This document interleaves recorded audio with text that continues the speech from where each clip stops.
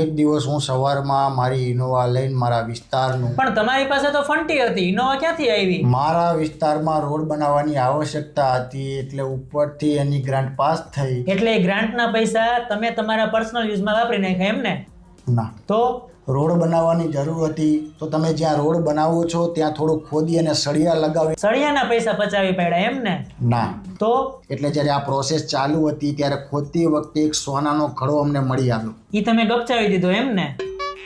ઈ તમારે જમા કરાવી દેવાનો હોય, એના ઉપર તમારો હક ન લાગે. મને ખબર છે એ ધન સ્વીકારવાનો જ નહોતો, પણ પંચ ભેગું થયું અને પંચે મને કહ્યું કે નેતાજી તમે આપણા વિસ્તાર માટે આટલું સારું કામ કરી રહ્યા છો તો આ ધન તમે સ્વીકારો. અને મેં એ ધન સ્વીકાર્યું અને મારા માટે એક ઇનોવા કાર, 20 વીઘા ખેતર અને મારા પર્સનલ યુઝ માટે એક બંગલો બનાવડાવ્યો. ઇનોવા કેમ લીધી તમે? મારા વિસ્તારના લોકોના પ્રશ્નનો હલ કરવા માટે, સર્વે કરવા માટે મારે એક જગ્યાએથી બીજી જગ્યાએ તાબડતોબ જવું પડે એટલે મને